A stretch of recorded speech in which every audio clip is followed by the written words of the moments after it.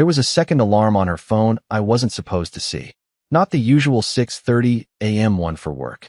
This one was set for 4:17 a.m. every Tuesday, labeled only with a single red heart emoji. And it was hidden under Archived in her clock app. Who the hell archives alarms? I would have never found it if her screen hadn't lit up while she was in the shower. I wasn't snooping. I was setting up Bluetooth for our new speaker. But something about the red heart made me stop. So I tapped it. And that was the beginning of the end. She came out of the bathroom, steam trailing behind her like some ghost of who she used to be. She saw the screen in my hand. That moment where she froze, just for a blink, then smiled and said, "Oh, that? I think I made that as a joke. You know, Valentine's Day." It wasn't Valentine's Day. It was September. And she never joked like that. I nodded like I believed her, like a good little idiot husband does. But that night, while she was fake snoring beside me, because yes, she fakes snoring now, I opened the backup I'd been keeping for months. I scrolled through deleted texts that even her fancy secure text app couldn't erase completely from the cloud. And there it was. A conversation labeled BK Jim. Brandon again. This guy might as well have his own drawer in our house. Her. Set alarm. Same time. Can't wait. Sweat droplets. Him. Damn. You really gonna sneak out with him next to you? Her. He sleeps like a corpse. He'll never know. No punctuation. No guilt. No hesitation. Just plans. The next morning, I made her eggs. Scrambled soft, the way she likes. Basil from the garden. Coffee in her favorite ceramic mug. I even ironed the sleeves of her blouse while she was still putting on eyeliner. She kissed me on the cheek and said, "You're the sweetest man I know." Sweet. Lady, I'm embalmed. By Thursday, I'd already met with a lawyer and drained half our joint savings. Quietly. Legally. Carefully. Friday, I stayed home from work, pretending to have a fever. She left like always, duffel bag, yoga mat, perfume that wasn't for me. I waited 5 minutes, then followed. Not in a car. Too obvious. I rented a damn electric scooter and tailed her down side streets like I was in some low-budget spy film with a $15 budget. She met him in the alley behind a smoothie place. He grabbed her waist like it was his, and she laughed like I hadn't heard in years. And then she said it. I caught it on audio. Let's not worry. He's still totally clueless. Still. Totally. Clueless. That's what she thought. So the next day, I set the table. Candles. Her favorite playlist. A small envelope under her wine glass, labeled only with her name in gold ink. Inside, copies of texts. Alarm screenshots. A short note. Let him know you'll be free next week. I'll handle the divorce papers. She didn't speak for 10 seconds. Then her voice broke into the silence like glass shattering in a library. Wait, what? She blinked twice, stared down at the envelope in her trembling hands. Her wine glass sat untouched. The candle between us flickered like it wasn't sure it should stay lit for what was about to come. Wait. What? She finally whispered, just loud enough for me to hear over the soft hum of our favorite song, which, ironically, was still playing in the background. She always said it reminded her of simpler times. Now it just sounded like a lie someone forgot to turn off. I leaned back, calm as I could fake it, and said it again. Tell him you'll be free next week. I'll handle the divorce papers. Her lips parted, but no sound came out. Like her brain was buffering, trying to load a version of reality where I didn't know everything. I could see the calculation behind her eyes. She was sifting through options. Deny? Cry? Gaslight me into thinking I misunderstood? Play the mental health card? Beg? Blame? She tried door number 3. You seriously went through my phone? She snapped, folding the envelope with exaggerated care, like it was the offensive part here, not the contents. That's what you're leading with. I laughed bitterly. Not the fact that you've been sneaking out at 4 a.m. for your little gym sessions with Brandon the wellness clown. Her jaw clenched. Her arms crossed like a reflex. This is such a violation. No. You know what's a violation? I interrupted. Reading that you call me a corpse in bed. That I'm so boring, you could commit a felony next to me and I'd still be drooling on my pillow. I didn't mean that, she said quickly, eyes darting everywhere except mine. It was just talk. Do you talk like that to the barista too? Or just the men you sneak into hotel rooms with at sunrise? Silence. Heavy, suffocating silence. The kind that builds in your chest and makes your skin feel too tight for your body. Then the tears came. Not the real kind. The kind you squeeze out like a tube of toothpaste, hoping it buys you mercy. Clark, please. We've been distant for months. I didn't want to hurt you. No, you just wanted to bypass hurting me by keeping me dumb and compliant. You wanted the thrill of being desired by someone new, without the guilt of breaking up with someone old. She stood up suddenly, like she couldn't take the conversation sitting down anymore. But I didn't flinch. I had all the power now, and she felt it. For the first time in years, she felt me. You're overreacting, she said, voice trembling, mascara already streaking like it couldn't wait to abandon ship. You're under-apologizing, I replied flatly. Then I pushed the second envelope across the table. What's that? She asked, still standing. I looked her in the eye. Your bank statement. See those charges for hotels, the Lyft rides, the gift shop? I already called our financial advisor. Half that account's mine. I'll be keeping it. And the joint savings? Already gone. Legally. She looked stunned. Genuinely stunned. Like the idea of me taking action had never even crossed her mind. And why would it? I was the guy who watered her plants when she forgot. The guy who made her tea when she had a headache. The guy who always turned the car around when she left her sunglasses at home. She married a golden retriever. Loyal, harmless, always wagging his tail no matter how many times she walked out the door. But not tonight. Tonight, I was the locked door she didn't have a key for anymore. She finally sat back down, slower this time, like gravity had suddenly remembered she existed. Can we just talk? Please? Can we talk before we do something we regret? I stood up. I already did all the regretting, I said. You're just catching up. And with that, I walked upstairs and left her at the table. The untouched wine, the flickering candle, the playlist still playing a love song that didn't belong to us anymore. She didn't come upstairs that night. I heard her pacing the kitchen below like a ghost trying to find a door to walk through. The music had stopped playing long ago, but I imagined she could still hear the echo of my voice telling her to let him know she'd be free next week. At around 2:30 a.m., the kitchen light flipped off. Then the hallway. Then the living room. Every switch sounded like a tiny apology she didn't have the words for. She tiptoed up the stairs like I might be asleep. I wasn't. I was lying in bed, wide awake, eyes on the ceiling, heart not racing anymore. Just numb. Not the clean kind of numb that comes from acceptance. The rotten kind. The kind that feels like mold growing in a crawl space of your chest. She didn't come into the bedroom. She went to the guest room. Closed the door quietly. Didn't even brush her teeth in our shared bathroom. That was the moment I realized something terrifying. She wasn't going to fight for me. No denial. No hysterics. No please, I'll change. Just silence. Just walking away, step by step, with the same detachment you'd show to a plant that stopped blooming. She had already made peace with losing me. She just never expected me to be the one letting go. By morning, she acted like we'd had a minor disagreement over dinner reservations. She avoided my gaze, moved softly, and didn't mention the envelope once. She made herself coffee, didn't offer me any, and pretended her phone wasn't buzzing like a beehive next to the toaster. I watched her from the dining table, thinking, does she even realize it's over? Or is she waiting for me to just forget it happened? I didn't say a word as she grabbed her keys. She paused at the door, probably expecting me to ask where she was going. I didn't, but she told me anyway. I have a work meeting, she said, not looking at me. Work meeting. On a Saturday. At 9:12 a.m. Sure. I nodded. She left. But this time, I didn't stay home. I waited 10 minutes, then opened my notes app. The one I had been updating silently for 2 weeks. Dates. Times. Screenshots. Locations. Every pattern I'd noticed, documented like an accountant of heartbreak. I grabbed my keys and followed her route. Not by car this time. She'd expect that. I took my bike. A dusty blue Trek I hadn't touched in over a year. It squeaked like hell, and the brakes were suicidal, but I didn't care. I had one goal. See what she was doing when she thought I'd given up. She wasn't at work. She wasn't at any office. She was at his building. I knew the code from an old email I found in her drafts.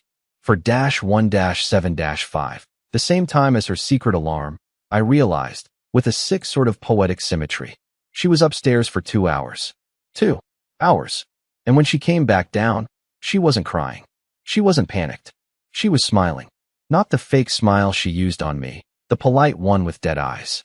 No, this was the kind of smile that glows from underneath, the kind I hadn't seen on her face in at least 4 years. Not even at our anniversary dinner. Not even when I surprised her with tickets to Italy. She smiled like she was alive. And that broke something in me I didn't know was still whole. She got in her car, drove home.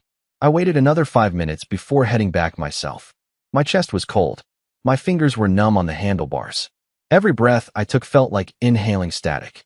When I walked through the front door, she was already on the couch, pretending to scroll Instagram. "You okay?" she asked casually. I looked at her for a long moment. Then I sat down in the chair across from her, leaned forward, and said quietly, "I followed you." The phone slipped slightly in her hand. Her pupils widened, but she didn't blink. "What? You heard me. You're spying on me now?" she said, going straight into outrage, like she had been saving it in her back pocket for just this occasion. "No," I replied. "I was confirming something I already knew. You just added the final nail." She opened her mouth, closed it, opened it again. "I don't know what you think you saw." "You smiled," I interrupted. "That's all I needed to see. You smiled for him. And I don't think you even know you haven't smiled like that at me in years." There was a silence. The kind that hums in your ears like the aftermath of an explosion. Then she said something that chilled me more than the cheating, more than the lies, more than any of it. She said, "It just happened, Clark. I didn't plan this. You stopped seeing me. You made everything feel small." I froze. That was her excuse? I made her cheat? Because I loved her too quietly? Because I didn't make her world feel like fireworks and freefall and daydreams? No, I wouldn't let her rewrite this into some soft betrayal wrapped in poetic nonsense. She didn't fall into his arms. She chose them. And I chose to walk away. And next time, I wouldn't be the one leaving the house. That night, I stood in front of the bathroom mirror for almost an hour. Not brushing my teeth. Not fixing my hair. Just staring. There's something that happens when you stare at your own face too long. Like your brain starts glitching. Your reflection starts to look unfamiliar. Alien. I wasn't looking at Clark Wilmer, tax man, dependable husband, nicest guy in the room anymore. I was looking at someone I didn't fully recognize. Someone who'd allowed himself to be erased. Someone who handed his dignity over piece by piece and called it love. The worst part? I still wanted her to beg. Even after the lies, the betrayal, the ghosting of our marriage in real time, some disgusting part of me wanted her to fall apart and fight to keep me. I hated that. I hated that if she had dropped to her knees right then and sobbed. "I made a mistake. Please don't go. I might have cracked." But she didn't. She went to bed early. In our room this time. Not the guest room. She didn't say goodnight. She just pulled the covers over her shoulder and turned her back to the door like the whole thing was a movie she didn't like and wanted to sleep through. I slept on the floor that night. Not because she kicked me out. She never would. No, that would take actual confrontation, and Delaney is a master at avoiding direct fire. I slept on the floor because the bed suddenly felt like a coffin we both pretended was still warm. At 3:42 a.m., I woke up to the sound of her phone buzzing. Repeatedly. A gentle buzz every 30 seconds. 5, 6, 7 times. I stood up slowly, my body stiff, head throbbing, and walked to the dresser where she had left it charging. It was face down, of course, but I didn't touch it. I just looked at it, buzzing in the dark like a dying wasp. I didn't need to see the messages. I already knew who it was. What they said. It would be the same copy-paste lies they whispered to each other every week. Affirmations dipped in perfume and selfishness. I returned to the floor, wide awake. And I began drafting the email. Not to her. Not to Brandon. To her mother. To her father.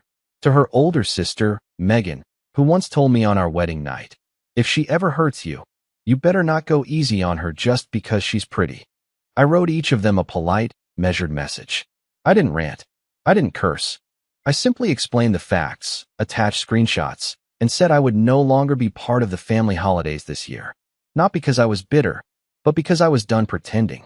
I also attached something else, a short voice recording. Earlier that week, I'd recorded her during one of her late-night phone calls when she didn't realize I was in the hallway, listening through the cracked door of her meditation room. She was laughing with Brandon, telling him how Clark would never find out, and how it was almost sweet how naive he is. I included that audio. Why? Not for revenge, but because I had spent the last year being told I was overthinking everything, that my instincts were flawed, that I was reading too much into her growth phase. I needed someone else to hear it.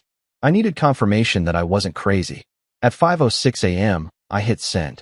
At 5:10, I packed a bag. And at 5:25, I walked into the bedroom, turned on the light, and said quietly, "I'm heading to my brother's for a few days." Delaney sat up fast, startled, eyes puffy. "What? Now?" "Yeah. You're just leaving?" "You left a long time ago," I replied, zipping the bag. "I'm just finally catching up." She threw the covers off. "Clark, wait. Don't make a big scene out of this." I paused. "You think this is a scene?" I walked over to the nightstand, pulled out the framed photo of us from our honeymoon. The one where we were on a beach in Oregon, soaked in rain, kissing like we didn't care. I looked at it for a moment. This was a scene. That was real. I placed it face down. "This is just cleanup." She stood there, barefoot, mascara smudged, hair tangled, completely unprepared for the one thing she never thought I'd do. "Leave first." As I walked down the stairs, she called after me, "You're being dramatic. This doesn't have to end like this." I turned at the bottom step and said, "You're right. It didn't have to, but you made sure it would." And then I closed the door behind me, wondering if she'd chase after me. She didn't. Not that morning. But by the afternoon, she was calling everyone. And the damage had already been done. It started around noon. I was sitting on my brother Micah's back porch, sipping cold coffee and watching his dog dig holes in places he wasn't supposed to. The sky was that kind of dull gray that made you feel like the universe was stuck buffering, and I hadn't slept in over 24 hours. I felt hollow, but weirdly sharp. Like every emotion had been emptied out, and all that remained was clarity, clean and cold. Then my phone buzzed. Megan, Delaney's older sister. The one who never liked me in that obvious, polite way that still stings. The kind of woman who smiled too much when she said your name, but never asked how you were. I almost let it ring out. Almost. But something told me to answer. Her voice was sharp from the first syllable. "Clark, tell me what's going on." No hello. No greeting. Just straight into it. "I'm sure you've seen the email," I said flatly. "I have. And the audio." She went quiet for a moment. I heard kids screaming in the background. Her twins, probably, tearing up the house like usual. Then she said something I'll never forget. "I owe you an apology." I blinked. "What?"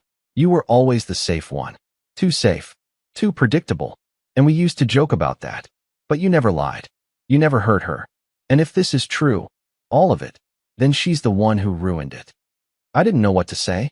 I'd expected anger, denial, accusations. Not this. Not respect. "She hasn't told anyone yet," Megan continued. "She's playing dumb. Pretending she's confused. But the audio makes it very clear." "I didn't send it to shame her," I said. "You didn't need to. She did that herself." That one sentence hit harder than I expected. Because no matter how furious I was, there was still a part of me, a loyal part, that hated the idea of people talking about her behind her back. I had spent a decade protecting her name, even when she didn't deserve it. "She needs to grow up," Megan said. "And you need to protect yourself now." Before I could respond, another call came through, this time from a number I didn't recognize. I ignored it. 2 minutes later, a voicemail popped up. I hit play. It was Brandon. His voice was fake calm. That slick, corporate tone you hear from guys who practice speeches in the mirror and think they're good people because they recycle. "Hey, Clark. I think we need to talk. I think there's been a misunderstanding, and I just want to clear the air, man to man." Man to man. I nearly laughed out loud. That's what these guys do. They screw your wife, then try to handle it over a beer like they hit your mailbox, not your marriage. I saved the message. Didn't respond. Instead, I scrolled through my notes app again. Through every piece of evidence.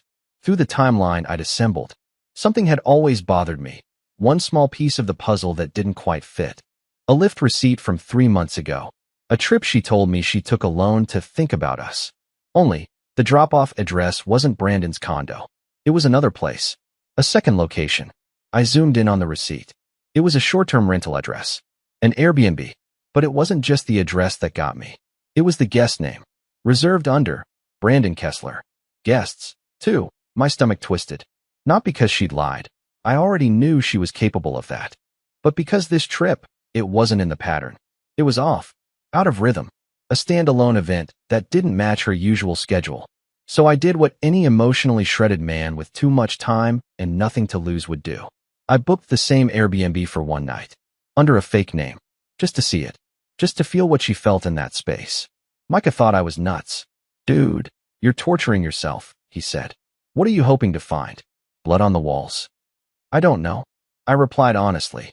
But if I don't go, I'll keep imagining worse. So I went. And what I found wasn't worse. It was stranger. Because someone left something behind. A silk scarf. Delaney doesn't wear scarves. And in the bathroom drawer, a small bottle of men's cologne, not Brandon's usual brand. I'd smelled it before, but not on him. There was another man. Not just Brandon. There had been someone else in this Airbnb. Someone she hadn't told anyone about.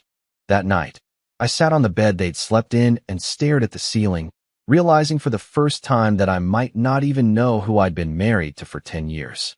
And in that moment, full of shadows, cheap hotel soap, and the smell of someone else's decisions, I understood something terrible. This wasn't about falling out of love. This was something deeper. And I was finally ready to go down the rabbit hole. The next morning, I sat in my car outside the Airbnb for over an hour, staring at that scarf. It was navy blue, silk, and monogrammed with the initials R.H. Whoever he was, he hadn't meant to leave it behind. It was stuffed under the bed frame, not on top, not draped over a chair. Hidden, deliberately, like someone was rushing, careless, maybe paranoid. I kept looking at it like it would open its mouth and explain everything. But it didn't. Just sat there, soft and smug, like it had all the answers and I was too pathetic to ask the right questions. I drove home with it folded in my glove box.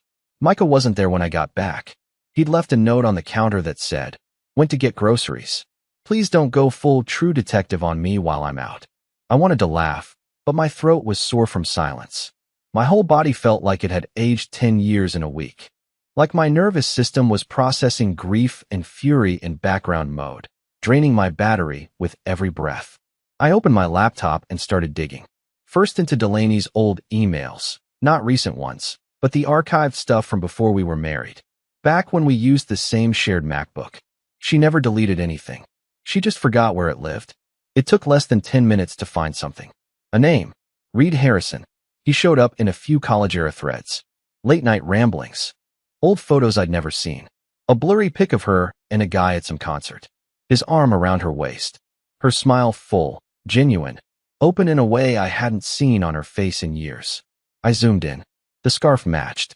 I felt my hands go cold, the kind of cold that comes from the inside, like the blood knows something your heart hasn't caught up to yet. Reed wasn't new. He was old. He was first. That was the part that shattered me. The idea that maybe Brandon was just the surface-level betrayal. The flashy, in-your-face insult. But Reed? He was the root. The wound that never closed. So I looked deeper. Socials. Private LinkedIn groups. Old Venmo payments. I built a map of her digital footprint with this man, and sure enough, he had resurfaced just over a year ago. Around the time she started saying things like, "I feel like I missed out on something, and do you ever wonder what would have happened if we'd married other people?" It wasn't a general nostalgia. It was him. I messaged a college friend of mine, someone who had overlapped with Delaney's graduating year, and asked, point blank, "Do you remember a guy named Reed Harrison?" 10 minutes later, he replied, "Oh yeah, Delaney's almost fiancé." That was when the room started spinning. I had proposed to Delaney in late fall, 2 years after we met. She said yes so fast, I barely got the words out. She cried, hugged me, told me I was her soulmate. Never once did she say she'd almost said yes to someone else before me. Never once mentioned that she'd been engaged in all but paperwork to another man before I came along. Suddenly, all her soul-searching made more sense. She wasn't searching. She was revisiting, trying to see if the life she gave up was still waiting for her, like a dress she left at a dry cleaner and suddenly remembered years later. And me? I was the backup suit. I sat on the edge of the couch and stared at the floor, the weight of a decade collapsing on top of me. My marriage wasn't just ending because of a fling. It wasn't even ending because of Brandon. Brandon was just a distraction, a symptom. It was ending because I was never the man she truly wanted. I was just the man who showed up when the one she really wanted didn't. And now, he was back. I picked up my phone, opened a blank message, typed 3 words I never thought I'd type. "Did you know?" And I sent it to her. No context, no venom, just those 3 words. She responded 30 seconds later. About what? I didn't reply. Instead, I took the scarf out of the glove box, walked to the backyard, and set it on fire in Micah's rusty old grill.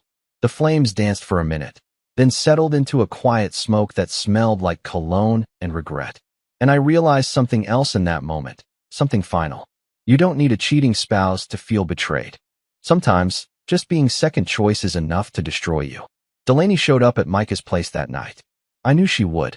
I left the scarf burning in the grill on purpose, knowing the smoke would cling to my hoodie, to the air, to the fibers of whatever anger still lived in me.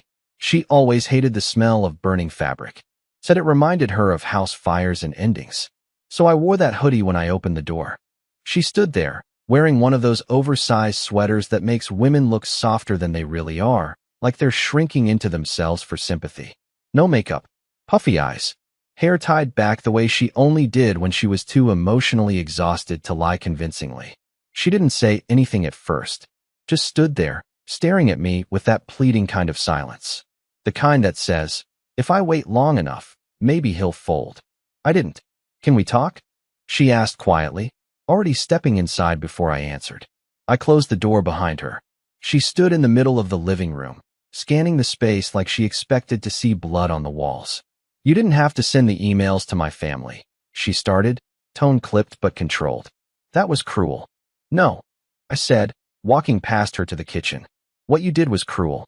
What I did was documentation. I didn't think you'd actually go through with it, she muttered. I turned sharply. Why not? Because I always roll over? Because I'm so nice, you thought I'd let you rot our marriage quietly and call it growth. She flinched, but didn't respond. I grabbed 2 mugs from the cabinet and poured coffee into one. I didn't offer her any. I found the Airbnb, I said. Her head snapped toward me like I'd struck her. I saw the reservation. I saw the initials on the scarf. She tried to play dumb for exactly 3 seconds, then dropped the act. Reed wasn't planned, she said. It just happened. No, Brandon just happened. Reed was planned. He was a search term. A message you sent. A door you reopened. She didn't argue. She sat on the edge of the couch like it hurt to stand. I hadn't talked to him in years. Not since college. But then, he messaged me last spring. Said he saw a photo of us online, that we looked happy, and I realized I wasn't. So you met him again. Slept with him. What else? She looked up at me slowly. I didn't sleep with Reed. I froze. What? We met. Twice. Just to talk. I laughed once, dry and ugly. Don't insult me, Delaney. I'm not. I'm telling the truth. I was going to. We booked the Airbnb. He showed up, but I couldn't go through with it. I wanted to believe her. God help me. I wanted so badly for some part of her to still be decent. But the timeline didn't add up. So why was there a second toothbrush? She blinked. I checked the trash outside the Airbnb. 2 toothbrush boxes, 2 used ones in the bathroom drawer. You stayed overnight. Together. Her face tightened, but not from guilt. From something else. Something I hadn't seen in her since before the affair. Panic. Clark. I didn't spend the night. I stared at her. Waiting. He left before midnight. I stayed for an hour. Then I went home. Then who stayed with you? I asked.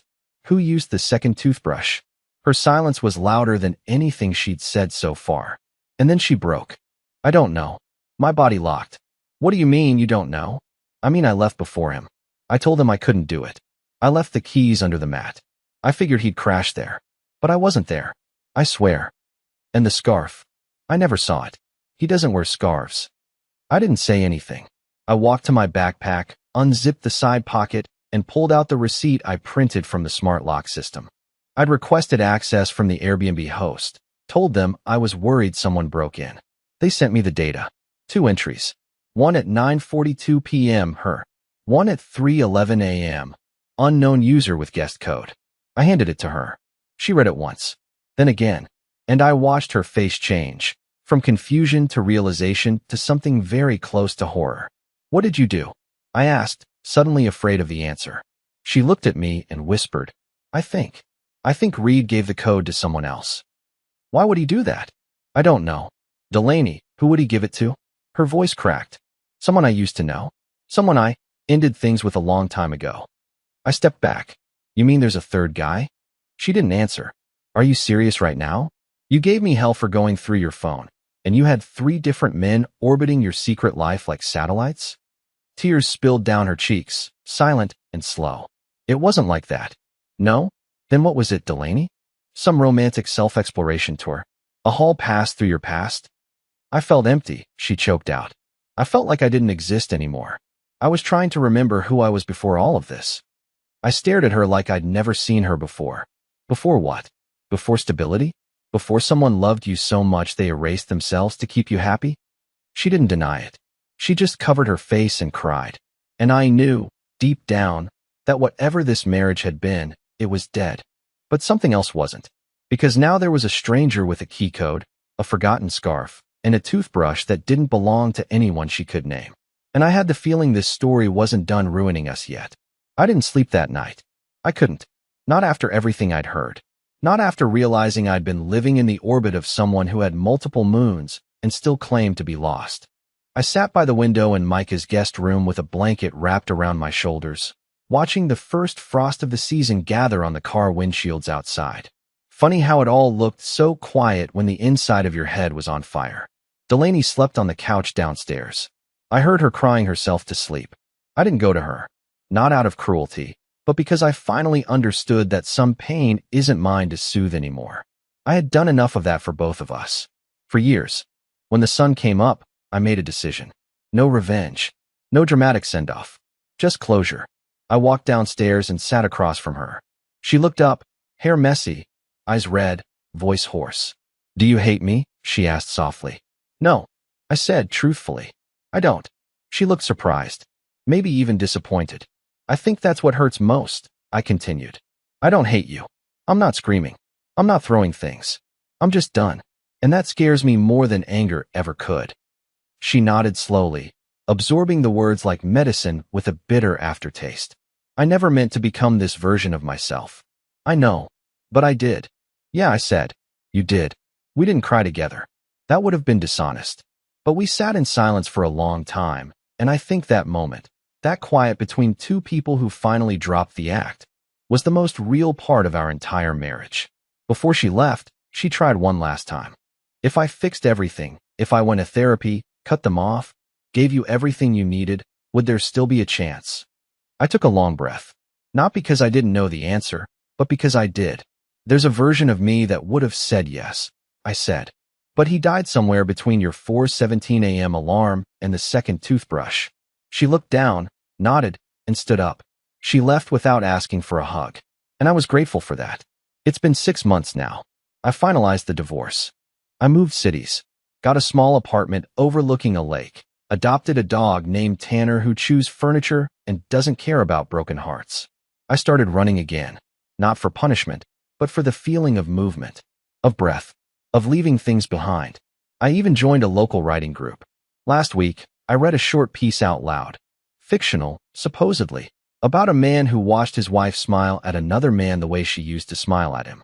When I finished, a woman in the front row smiled at me, not with pity, not with flirtation, just with recognition.